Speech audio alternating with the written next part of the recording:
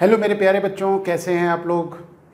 और बेटा आज हम लोग कम्युनिकेशन सिस्टम का पार्ट नंबर 3 करने जा रहे हैं, यानी कि कम्युनिकेशन सिस्टम की जो सीरीज़ के अंदर जो कंटिन्यूड पोर्शंस हैं उनको हम करते चले जा रहे हैं। बेटा लास्ट 2 लेक्चर्स उम्मीद करता हूं कि आप लोगों ने कम्युनिकेशन सिस्टम का अच्छे से रिवाइज़ किया होगा इस पार्ट को करने से पहले।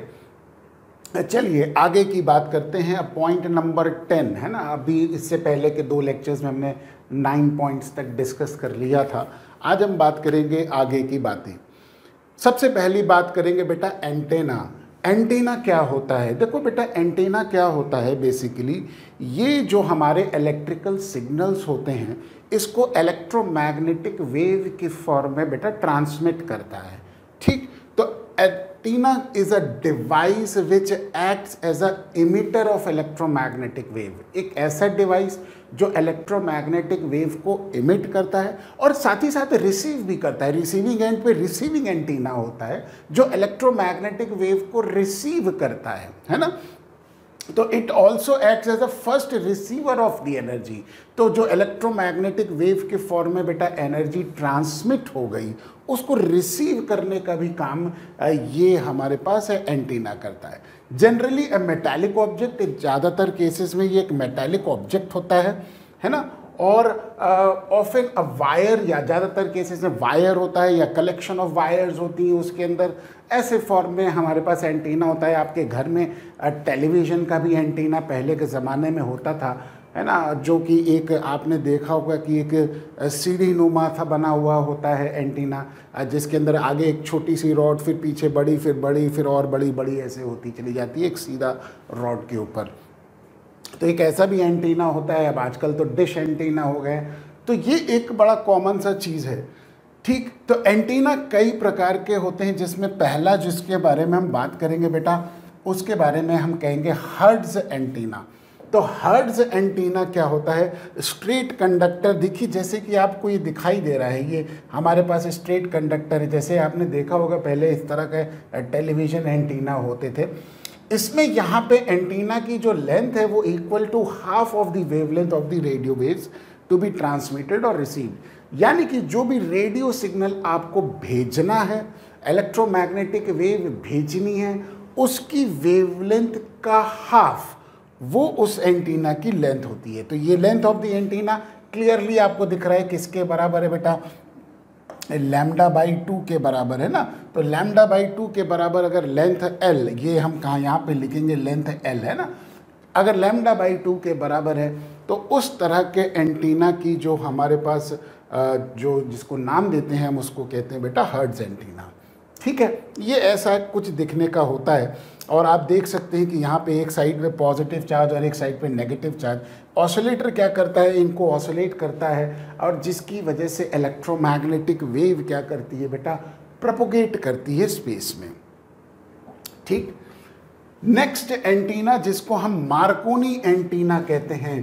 तो मार्कोनी एंटीना और हर्ट्ज एंटीना में फ़र्क सिर्फ बेटा लेंथ का होता है। यहाँ पे जो लेंथ जैसे कि आप देख सकते हैं l किसके बराबर है? λ/4 के, यानी कि वेवलेंथ का 1/4 हो गया।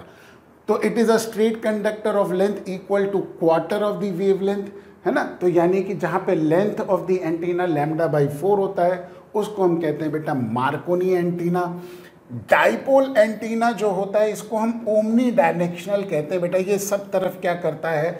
हमारे पास जो रेडियो वेव्स है वो सब तरफ ट्रांसमिट करता है। कई बार आपने रेडियो स्टेशन पे ऐसा एंटीना देखा होगा, उसको हम कहते हैं बेटा dipole antenna. Omni direction, omni मतलब सब तरफ बेटा, ऑल डायरेक्शंस में वो ट्रांसमिट करने के केपेबल होता है। तो ज़्यादातर केसेस में ट्रांसमिशन के केस में ये इस्तेमाल होता है, जैसे कि रेडियो स्टेशंस पे इस तरह के एंटीना लगे होते हैं।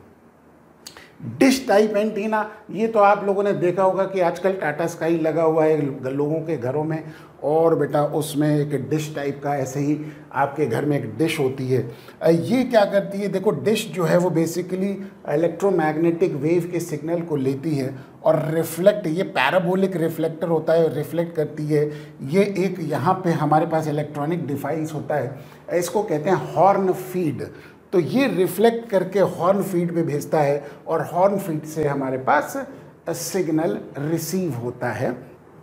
तो इस तरह का हमारे पास एंटीना, उसको हम डिश टाइप एंटीना कहते हैं, है ना। इसमें हमारे पास जैसा कि अभी मैंने बताया भी है कि आपको पैराबोलिक रिफ्लेक्टर होता है विद एक्टिव एलिमेंट, इसको हम हॉर्न फीड कहते हैं। ठीक,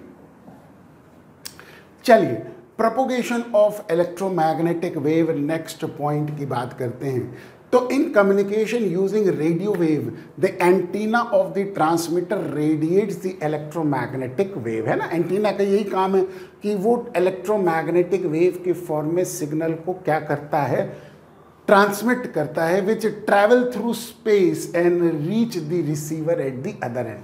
और इलेक्ट्रोमैग्नेटिक वेव स्पेस में क्या करती है, ट्रैवल करती है, प्रोपोगेट करती है, और रिसीविंग एंड पे हम रिसीविंग एंटीना के द्वारा इसी इलेक्ट्रोमैग्नेटिक वेव के सिग्नल को कैच करते हैं। ठीक, इस तरह से इलेक्ट्रोमैग्नेटिक वेव प्रोपोगेट करती है स्पेस में, और ज़्यादातर केसेस में रेडियो कम्युनिकेशन इसी तरीके से होता है। Depending upon the frequency and ways of propagation, यानी कि डिपेंड करता है कि किस फ्रीक्वेंसी की इलेक्ट्रोमैग्नेटिक वेव हम प्रोपोगेट कर रहे हैं। हम वेज ऑफ प्रोपोगेशन यानी कि प्रोपोगेशन के तरीके कैटेगराइज करते हैं एज फॉलोज, है ना।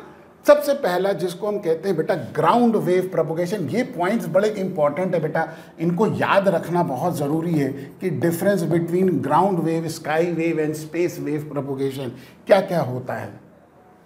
तो ग्राउंड वेव प्रोपोगेशन बेटा उस फ्रीक्वेंसी के लिए इस्तेमाल होता है जहाँ पे लेस देन 2 मेगाहर्ट्ज फ्रीक्वेंसी होती है ना। ग्राउंड वेव जिसको हम रेडियो वेव्स भी कहते हैं, और ये एम्पलीट्यूड मॉड्यूलेटेड वेव्स होती हैं, और दे travel along the surface of the earth के सरफेस के अलोंग ट्रैवल करती हैं। तो बहुत दूर तक नहीं जाती, जहाँ पे हॉराइजन तक रहता है वहाँ पे हमको एक एंटीना लगाना पड़ेगा ताकि वो रीकैप्चर करके रीट्रांसमिट कर सके। तो लॉन्ग डिस्टेंस नहीं होता है, यानी कि लोकल ब्रॉडकास्टिंग के लिए इस्तेमाल होता है। जैसे कि आपका लोकल रेडियो स्टेशन हो गया, लोकल ब्रॉडकास्टिंग के लिए वहाँ पे ये इस्तेमाल होता है। These waves are guided along the earth surface and they follow the radius of the curvature of the earth, है ना। तो इसलिए ये बहुत लॉन्ग डिस्टेंस के लिए नहीं होता है। लॉन्ग डिस्टेंस कम्युनिकेशन के लिए हम इस्तेमाल करते हैं बेटा स्काई वेव प्रोपोगेशन, जहाँ पे फ्रीक्वेंसी 2 मेगाहर्ट्ज से 30 मेगाहर्ट्ज तक की रेंज होती है। यानी कि जिस इलेक्ट्रोमैग्नेटिक वेव की जो फ्रीक्वेंसी 2 मेगाहर्ट्ज से ज़्यादा हो, मतलब ज़्यादा सब्सटेंशियल ज़्यादा होना चाहिए। ऐसा नहीं कि साहब जस्ट मार्जिन पे ही हो, है ना। तो सब्सटेंशियल ज़्यादा होना चाहिए और 30 मेगाहर्ट्ज से कम होना चाहिए। वो जो प्रोपोगेशन होता है इस फ्रीक्वेंसी की रेंज में, उसको कहते हैं बेटा स्काई वेव प्रोपोगेशन, है ना। और इसमें होता क्या है कि बेटा हमारे अर्थ की जो एटमॉस्फेयर है, आपको पता है कि एटमॉस्फेयर की बहुत सारी लेयर्स होती हैं। इसमें एक लेयर होती है जिसको हम कहते हैं बेटा आइनोस्फेयर, है ना। ये आइनोस्फेयर जो होती है 65 किलोमीटर से 400 किलोमीटर तक होती है। कई बुक्स में 80 किलोमीटर्स भी गिवन है, कोई बात नहीं, आप एक स्टैंडर्ड 65 मान लीजिए कि भाई 65 किलोमीटर के ऊपर वाला जो रीजन होता है उसको हम आइनोस्फेयर कहते हैं, है ना। तो long distance communication is achieved by ionospheric reflection. बेटा आइनोस्फेयर रिफ्लेक्ट करता है सर्टेन रेडियो वेव्स जो कि इस रेंज के अंदर लाई करती है। ये ध्यान रखिए, हर एक रेडियो वेव्स को रिफ्लेक्ट नहीं करता है, वो एक certain range of the radio waves को रिफ्लेक्ट करता है ionosphere back towards the earth, है ना, अर्थ की तरफ दोबारा रिफ्लेक्ट कर देता है। तो लॉन्ग डिस्टेंस कम्युनिकेशन के लिए इसका इस्तेमाल करते हैं, क्योंकि हम इलेक्ट्रोमैग्नेटिक वेव को भेजते हैं, आइनोस्फेयर से वो रिफ्लेक्ट होके आता है ना। तो ये शॉर्ट वेव जिसको हम कहते हैं ब्रॉडकास्ट सर्विस के लिए, है ना, शॉर्ट वेव ब्रॉडकास्ट जिसको रेडियो कम्युनिकेशन ही होता है शॉर्ट वेव, है ना, लेकिन इस रेंज की फ्रीक्वेंसी में होता है, इसलिए उसको हम कहते हैं शॉर्ट वेव, यानी कि वेव लेंथ उसकी शॉर्ट होती है। ठीक, द आइनोस्फेयर क्या होता है एक्चुअली में, आइनोस्फेयर से क्यों रिफ्लेक्ट होता है, क्योंकि आइनोस्फेयर में लार्ज नंबर ऑफ आयन्स होते हैं, है ना, और वो हमारे पास उस आयन की वजह से ये इलेक्ट्रोमैग्नेटिक वेव्स क्या कर जाती हैं, रिफ्लेक्ट हो जाती हैं। ठीक, तो ये हमारे पास कंडीशन होती है आइनोस्फीयर की। अब नेक्स्ट हमारे पास ये एक हमने देखा है कि यहाँ पे अगर आप देखिए कि होता क्या है कि अगर एयर का प्रेशर और डेंसिटी देखें तो बेटा एल्टीट्यूड के साथ दोनों डिक्रीज करते हैं। शर्त ध्यान रखिएगा कि देखिए आप यहाँ पे देखिए ये ज़्यादा ब्लू दिख रहा है ना, इसका मतलब यहाँ पे ज़्यादा एयर के मॉलिक्यूल्स मौजूद है, डेंसर है। और देखिए ऊपर आपको दिख रहा है लेस डेंसर हो गया एयर के मॉलिक्यूल्स, तो यहाँ पे लेस डेंसिटी हो गई और यहाँ पे नीचे हमारे पास क्या हो गई, ज़्यादा डेंसिटी हो गई। तो हाई प्रेशर और हाई डेंसिटी होती है नीचे की तरफ, यानी कि अर्थ के सरफेस के पास अगर हम देखें तो जैसे जैसे एल्टीट्यूड बढ़ेगा अब वैसे वैसे बेटा हमारे पास क्या होगा, ये कंडीशन आने लगेगी।